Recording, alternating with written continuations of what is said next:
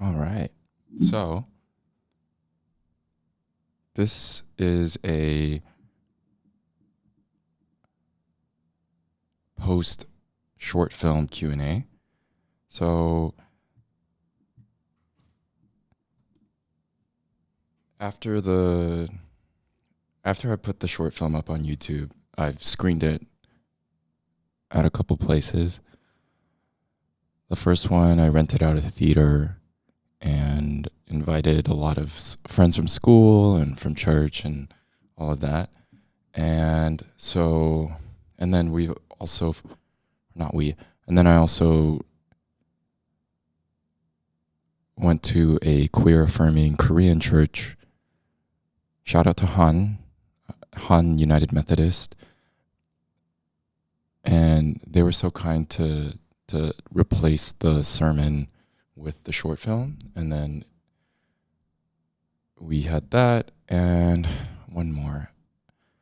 Oh, there was a gay Asian community organization in Los Angeles that had it at one of their galas. So showed it there. And what else? Oh, also as part of the PAC conference, which PAC stands for Progressive Asian American Christians. And hopefully there will be a few more, but because there's no post film Q&A on the internet, I figured, or for YouTube, I figured I would do a frequently asked questions thing for the short film. And so I can sort of try to recreate the post film discussions that have went on for those who might not be able to go to an in-person screening. So yeah.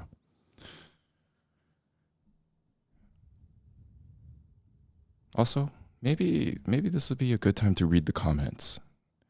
I'll be honest, I don't really check the YouTube comments too frequently, if ever, just because I'm very sensitive and I get scared of reading like a troll's comments, but I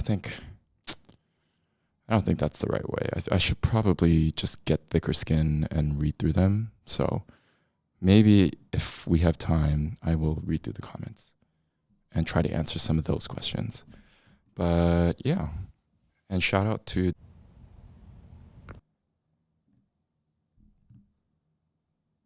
oh wait, I should probably censor that. Because I don't. But shout out to my local library. I'm going to try to cut out the name of the library because I want to be anonymous. All right. So I think the oh, and to clarify, this is both parts. So the fictional short film and also the coming out film to my church.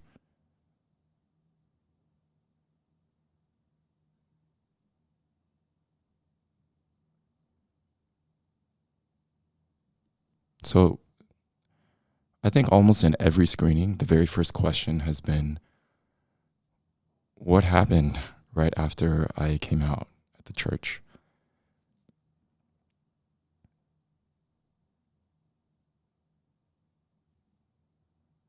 Definitely the strongest memory I have is as soon as I came down from the pew, my brother gave me a hug and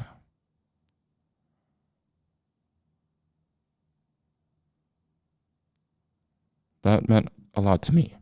My brother and I are definitely from different political circles, and so yeah, I was worried about what his reaction would be, and we are close. So yeah, that it felt very nice to receive that. And then after I sat down, there was a lot of hugs and a lot of care from a lot of women at the church. A lot of moms, a lot of young adults. which surprised me at the time, but I guess looking back, I mean, the bond between the gays and women is pretty strong. So I guess I shouldn't be that surprised in retrospect. And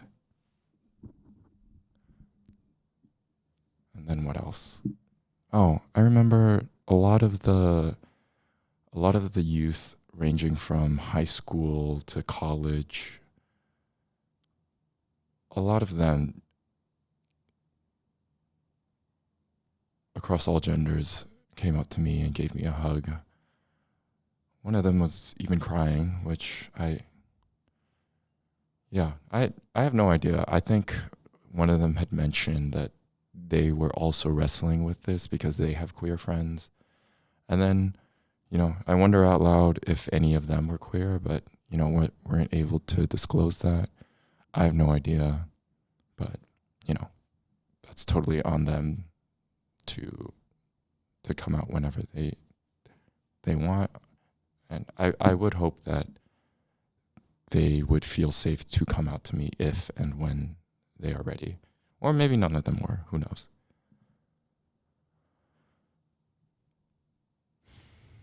And then what else? Oh, so after that church service, um, we do have a meal afterwards. It was the Christmas service, so we had some catering provided. And I remember the head pastor asked me afterwards to if we could eat together. And I'll be honest,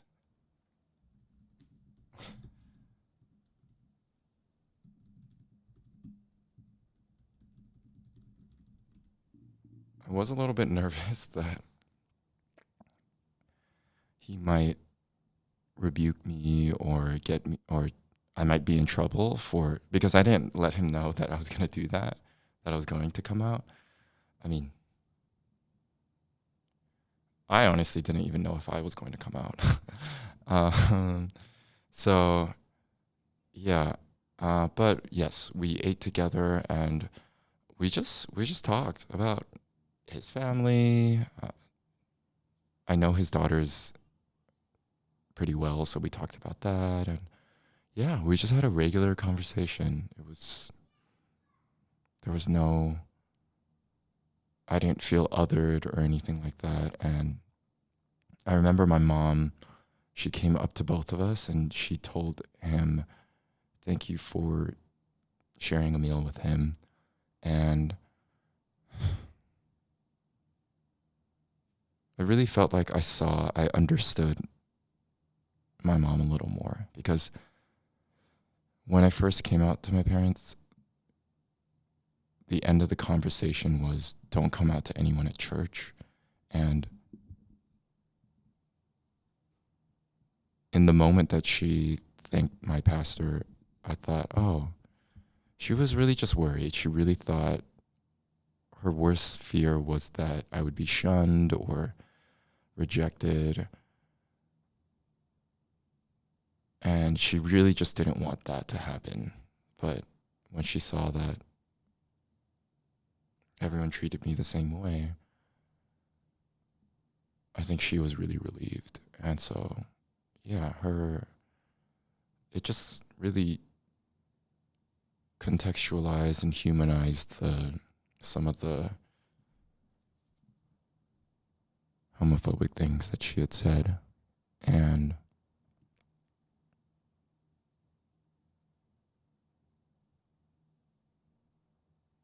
I remember my dad also, he put his hand on my shoulder. We didn't exchange any words, but there was kind of no need. It really communicated to me that, oh, like he was proud of me. He was like saying, that took guts. So, yeah. Side note, this is really random, but I recently rewatched Ratatouille and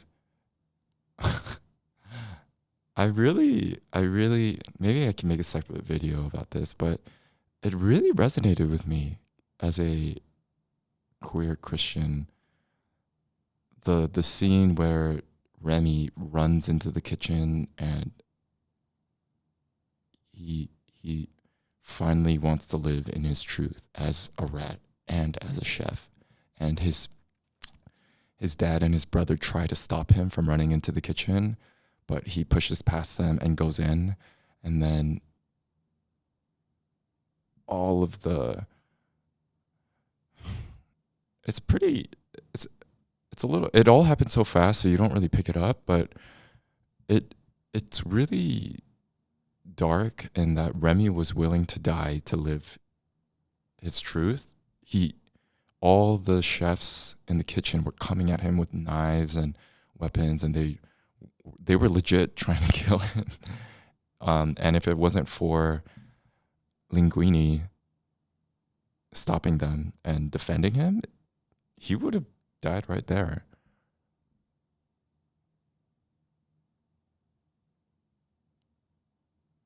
Pretty dark for a kids movie.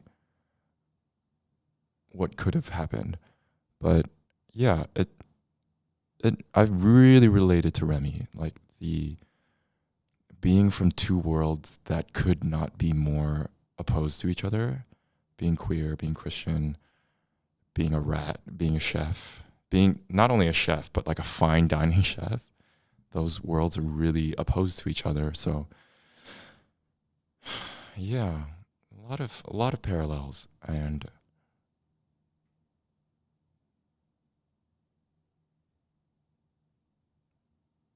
I think another question that I got during the screenings was how how how did you have the strength or the conviction to do something like that?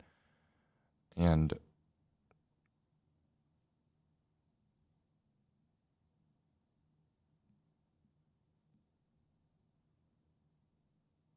I don't, I'm debating if I should share this part.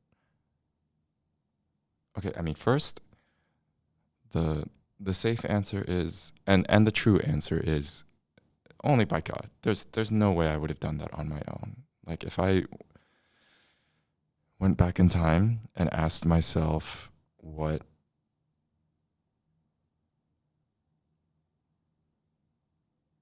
or told myself that's what I would do, that I would eventually come out, I would have said you have the wrong person. There's no way. Like high school me was for sure convinced that I would take it to my grave. So yeah, it was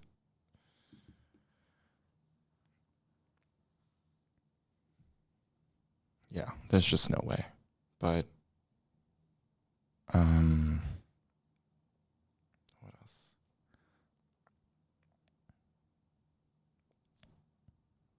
I think I forgot who said this. Oh, I recently went to an affirming church and met some other queer Christians. And I think a big thing that queer Christians have to grapple with is, or you know what, Christians in general. I don't think this is exclusive to the queer experience, but you know, a lot of times Christians can place their faith and they can idolize belonging to a community. And I think that's what I was doing. Because at the end of the day, hiding this queerness, that's only at the root of it is a fear of being rejected by people and the need to belong and the need to not be ostracized. And that's not fearing God. That's not worshiping God. That's fearing people. That's fearing what people think of you, what people want from you. It's at its core people pleasing. And it's something that I think a lot, how do I put it? I think that's a big source for what served as inspiration for the first short film, the fictional one, is, you know, I for my whole life thought, am I going to be queer and leave the church, or am I going to stay in the church and just stay closeted? And I realized that both paths are still me running away, and that I need to be both. And that was sort of the message of the short film, was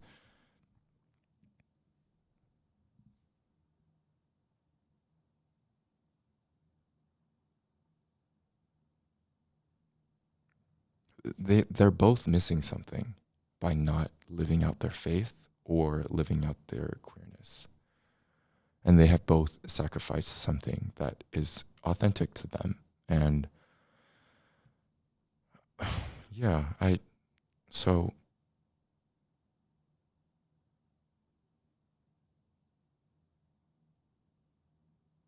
it came down to thinking like I imagine God at the gates of heaven or at the end of my life asking me, like, do you think I just made you queer for nothing? Do you think that I made you queer just to hide it? Or yeah, so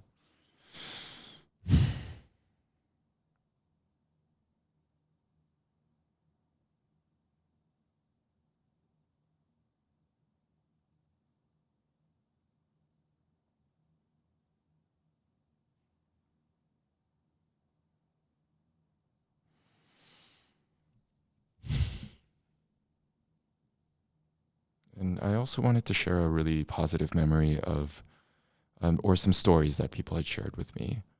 Um, I think one person, this person shared about how they diverged from. I don't want to get too specific. Well, I won't disclose their identity, so I think this is fair game to say. But this person was came from a Catholic background, and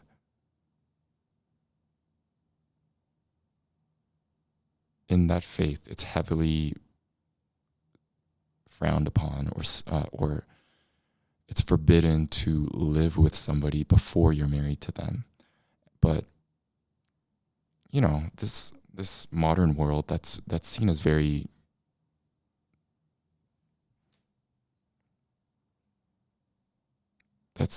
average to move in with a partner before being married. And once he did, um, this person was heavily rejected, I think removed from leadership, and very much criticized.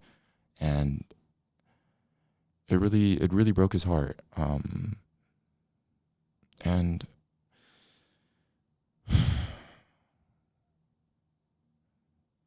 that's really sad to me, in that, you know,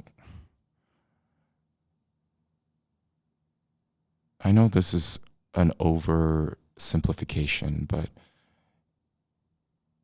if your faith makes you more strict, more judgmental, more restrictive, more, and others people more, then I don't know,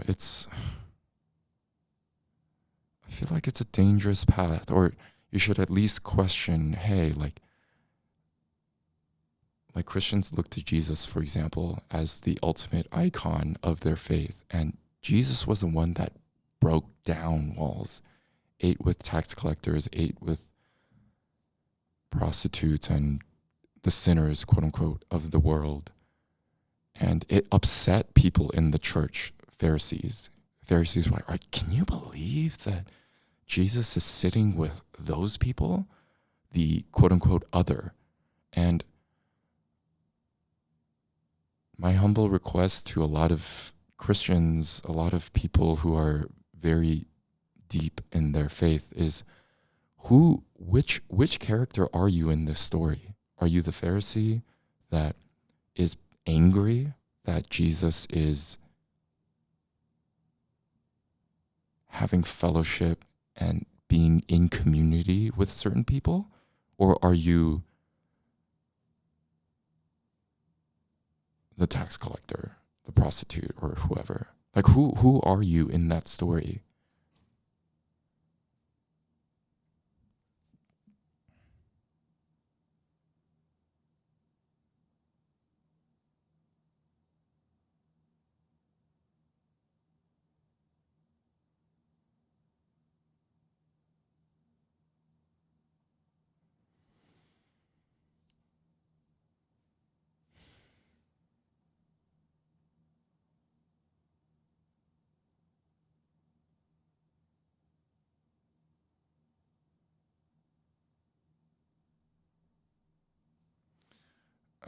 Another question that really stood out to me. Let me see if I can pull it up. 1 second.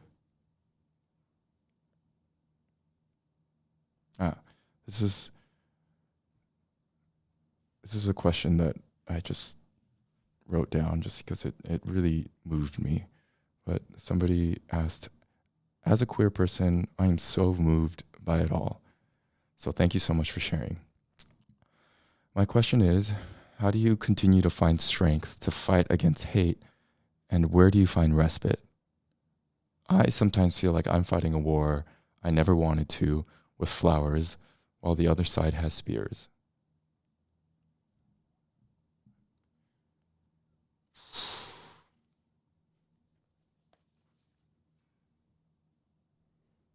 That's a great question. uh,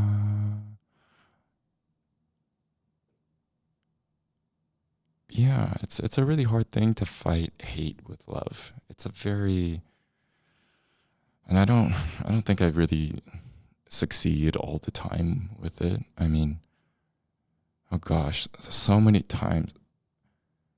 Like I remember in that same church, the head pastor gave a very transphobic sermon and was misgendering someone in a story that he told, and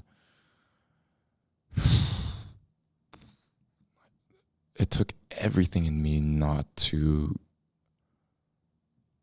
just get up and just scream, or I don't know. It really made me angry, but ah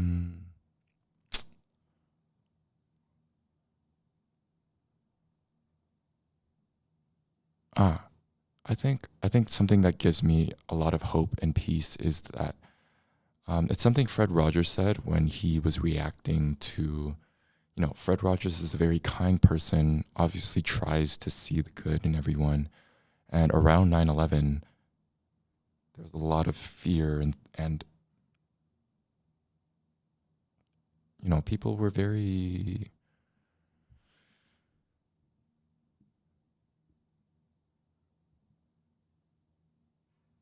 you see a lot of brokenness and a lot of terror in the world, and it's a hard time. And I think in response to that, Fred Rogers said this message of, hey, whenever there's a disaster, his mom told him, always look for the helpers.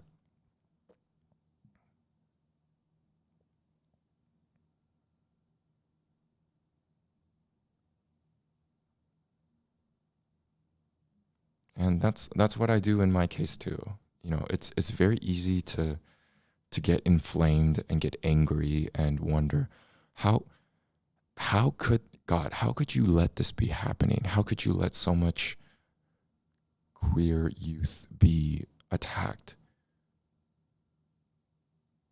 I remember I invited my friend to this gospel choir concert that I'm in, and it's a queer-led, women-led choir, and it's a super safe space to me. But my friend said, is a concert in a church? And I said, oh yeah, but it's And I tried to explain, no, but it's this and that. And then this person said, no, I'm not going.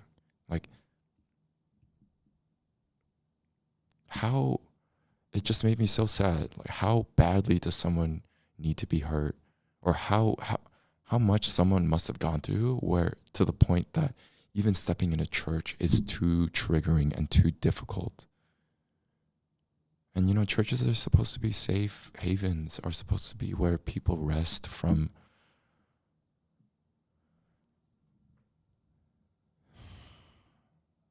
But yeah, look for the helpers. I remember one of my queer friends at that same church told me that a couple weeks after I came out, the new lead pastor gave a very anti-gay sermon.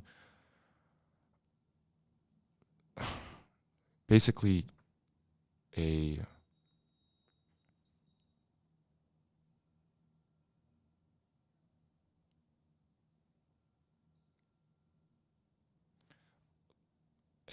sermon saying, this is not who we are. This is not what we accept. This is not, no.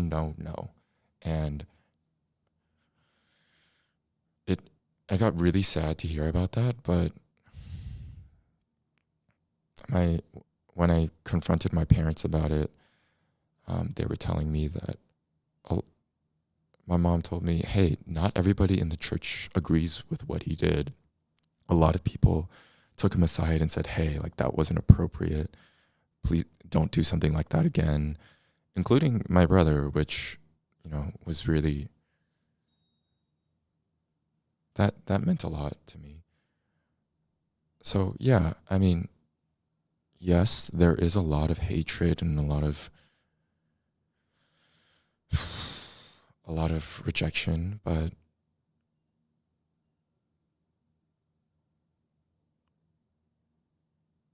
yeah, there are also people fighting back. It's not just me. It's not me against, it's not one versus the world. And even people who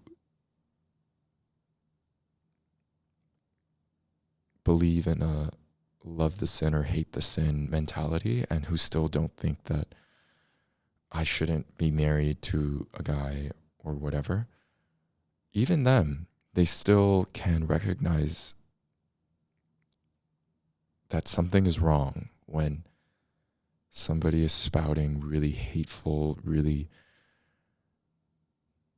spouting condemnation. They will still speak up and say, hey, that's not right. And there's something really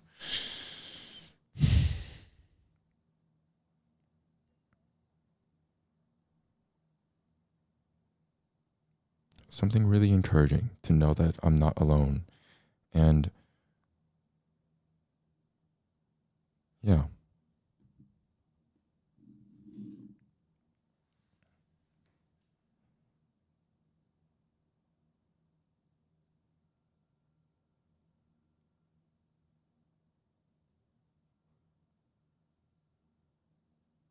And I think and to answer the second part of that question, where do I find respite? A lot of queer Christian spaces and queer spaces, but especially queer Christian spaces like queer affirming churches or QCF, Queer Christian Conference.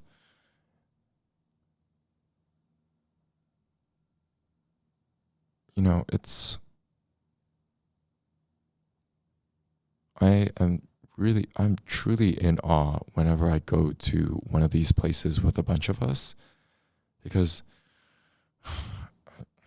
it's totally fair and valid. And I think about it too, to just throw out the baby with the bathwater and just leave church altogether and say, you know what? I've been too hurt. I've been too scarred, and I'm not coming back. Just screw all of it. And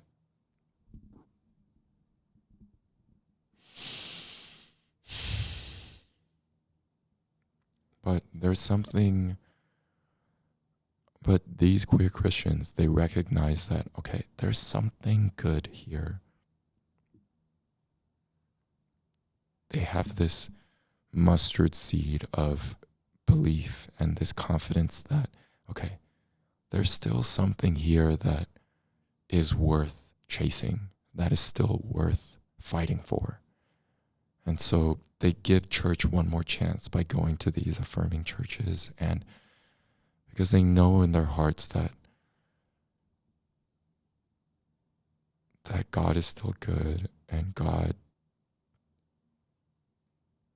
they're still fighting for their seat at the table. And that inspires me so much to see others do that.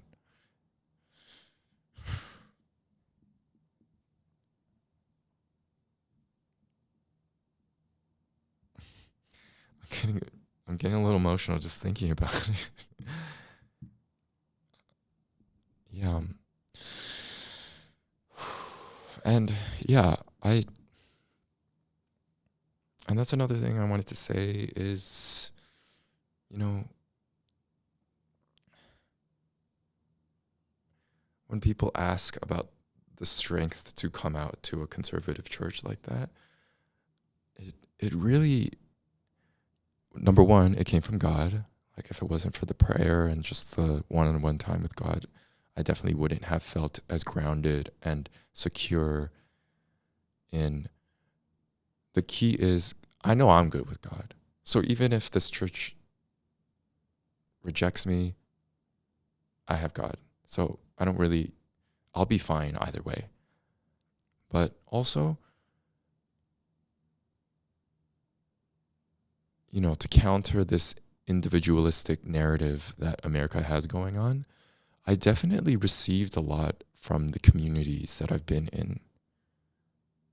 So many other queer Christians I've met, just seeing them on their journeys, being inspired by them, or them telling me that God loves me as I am. I received so many gifts from so many special people. Or, I also think of, I'm going to drink some water real quick.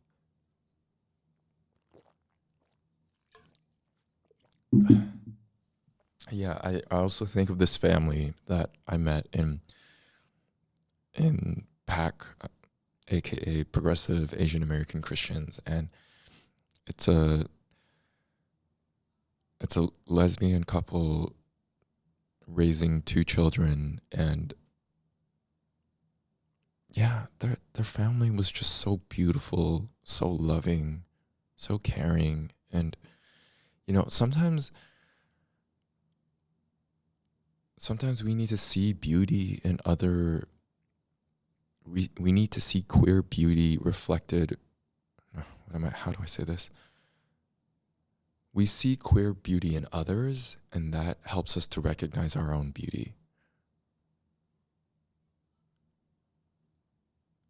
You see a queer dancer in Beyonce's Renaissance tour, and you see them voguing, or you see them wearing these really cool, beautiful outfits that break the gender binary, and you think, this is so awesome.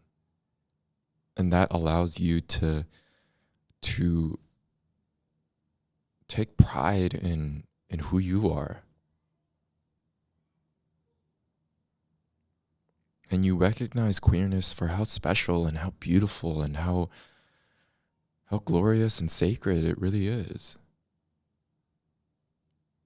So, yeah, I wanted to emphasize that this was not done alone.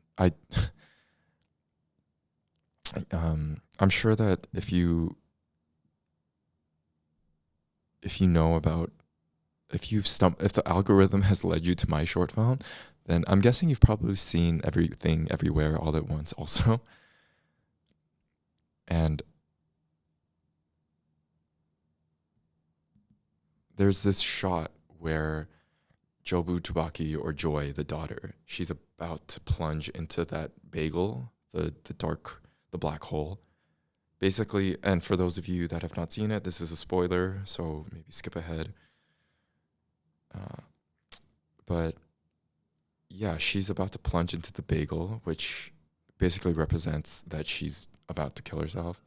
And she's stopped by not only her mother pulling her back from the hole, but also behind her mother is her father also pulling the mother back. And then behind the father, her partner, her husband, is also pulling them back.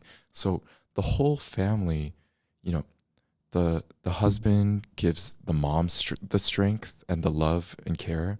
The father gives the mom love, and through that chain, through the family, that's what is preventing and saving the daughter. Is they're all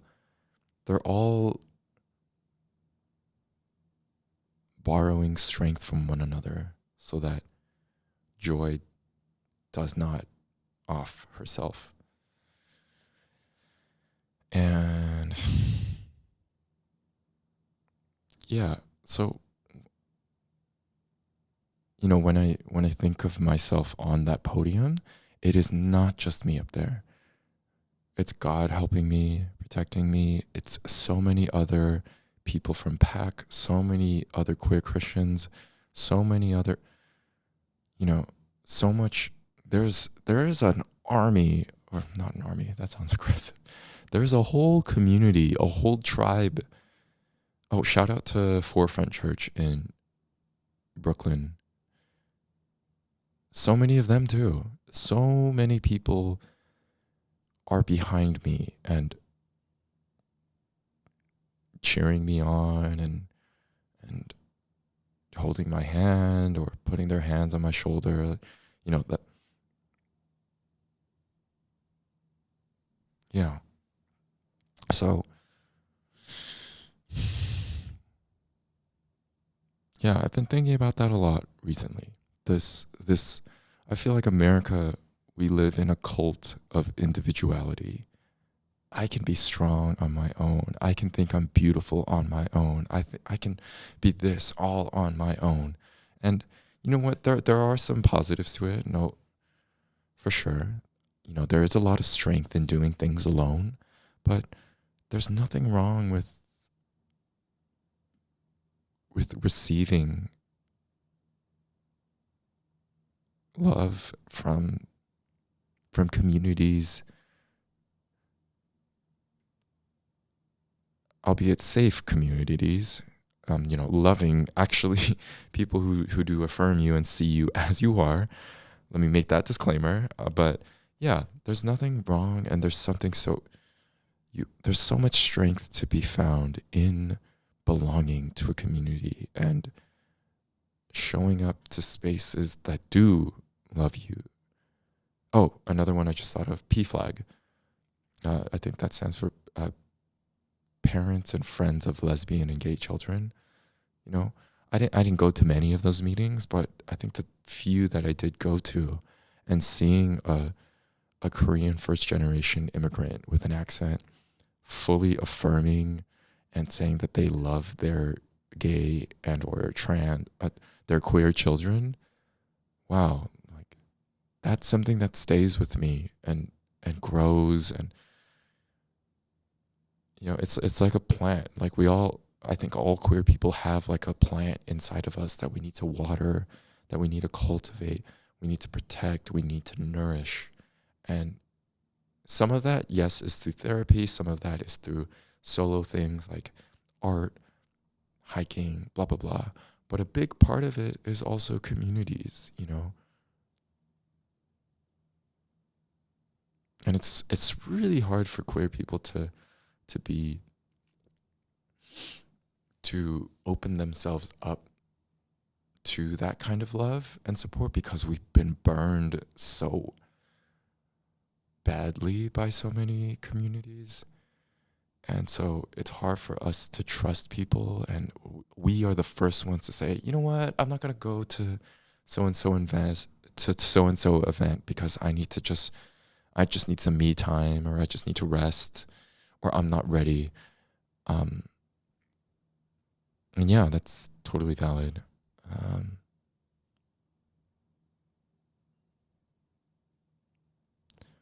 yeah, I don't. Let me stop there because I don't want it.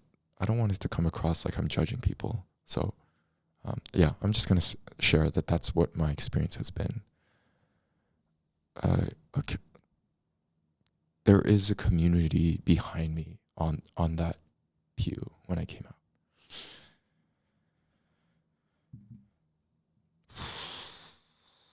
Okay, what else?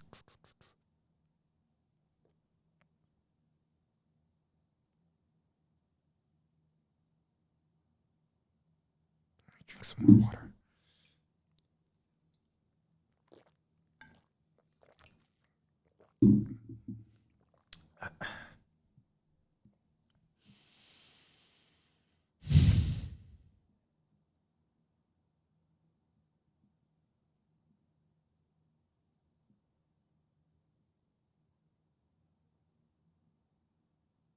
Oh, I think another question. This is not frequently asked, but it is something that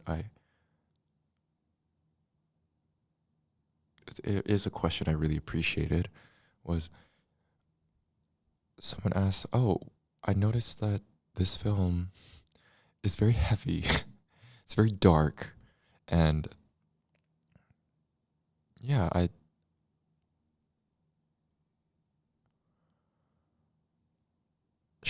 this person didn't ask it in this way, but I'm just paraphrasing. They asked, "Oh, what? Where are the moments of queer joy?" And it really resonated with me. I mean, at the time of me writing this film and coming out, I was in a very, you know, the closet, literally and metaphorically, is a very dark place. There's not a lot of light. And so yeah, it's a very serious and very dark film. And you know what? I also did come out during the pandemic, meaning I kind of just had all the bad parts of coming out. I was still stuck with people in my life who didn't really see me as my full authentic queer self. They still only saw me as the closeted, the me that is code switching and that is,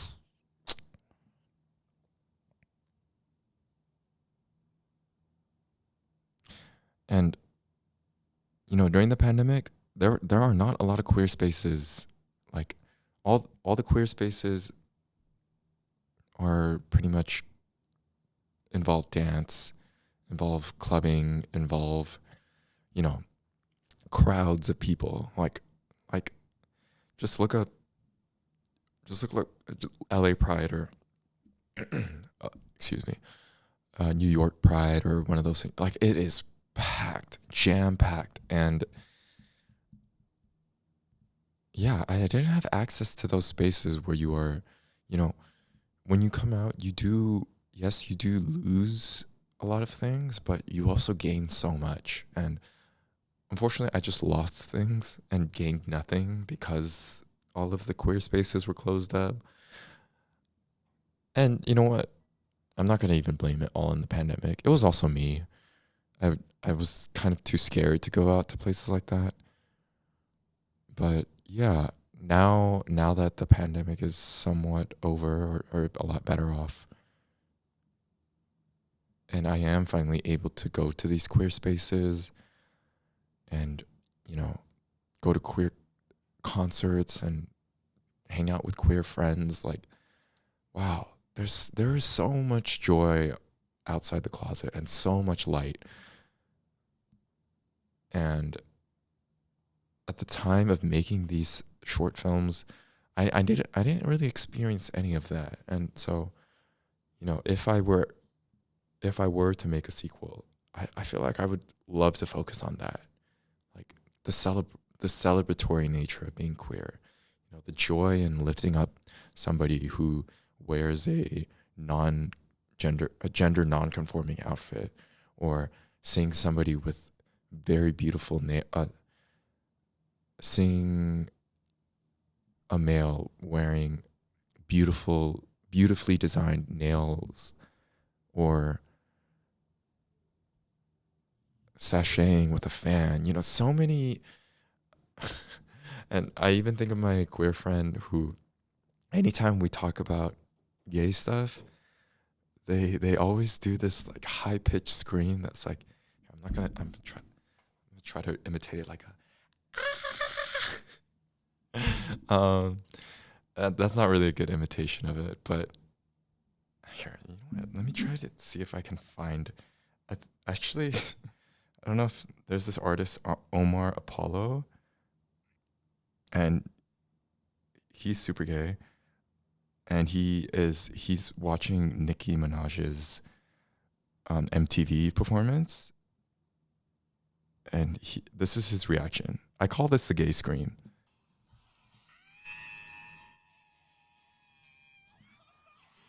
Wait. Okay.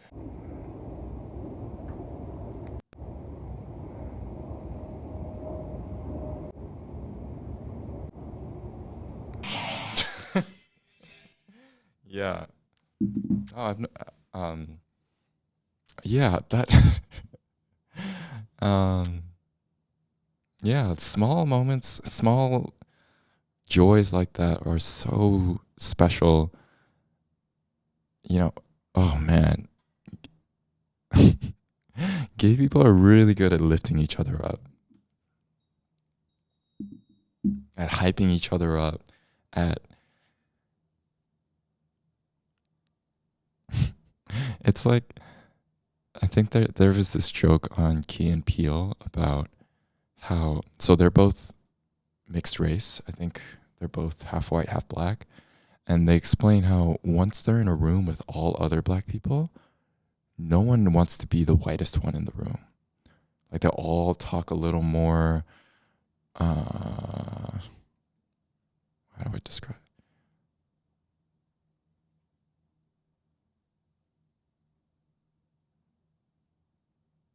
They'll all use I don't know how to describe this without sounding offensive, but they'll like skip some prepositions.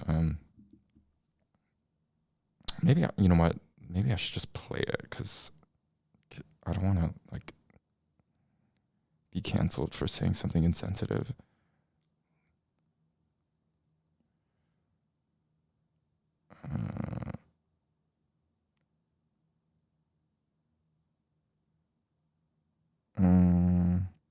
You know what? I don't want to. That's going to take too much time. But basically, when a bunch of black people are in the same room, no one wants to be the most white. And I feel like that's also true of queer spaces. No one wants to look the most straight. Like everybody's, like in a good way, trying to out queer each other, like wear the skimpiest clothing or the least gender conforming outfit, or,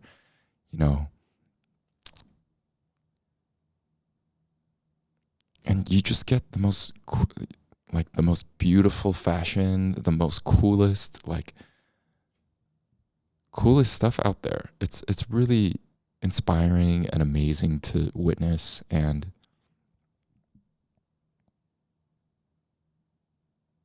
yeah, so if I were to make a sequel, it would be more focused on that, like all the joy, the dancing, the celebration, the fashion, the dance,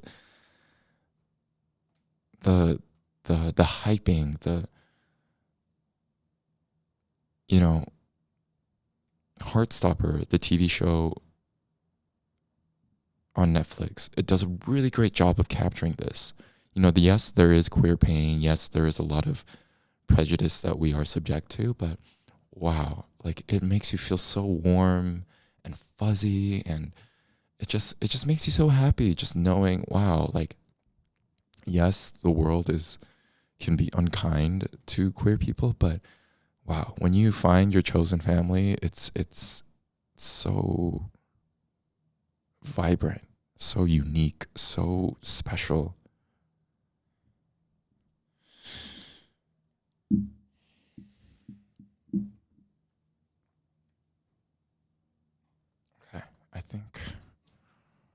So I didn't have time to go over the YouTube comments, but I'll probably do that on a separate day. But yeah, I think that was mainly the things that I wanted to cover. Oh, some things that I have yet to post is I have a bedroom concert of songs that I wrote on my SoundCloud. I think you can look up. Oh, I should probably put it in the description, a link to it. I'm trying to figure out a visual component to it before I post it on YouTube because it's only audio. But yeah, so yeah.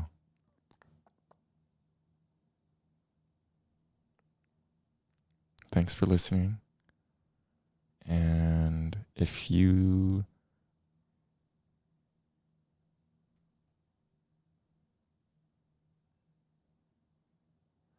like it, please give it a like or a comment.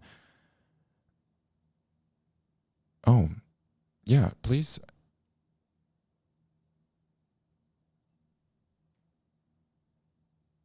share anything about your coming out experience to other Christians in the comments. I would love to read those. And yeah, I promise I will try to get over my fear of YouTube comments and try to read them. But yeah, have a good day.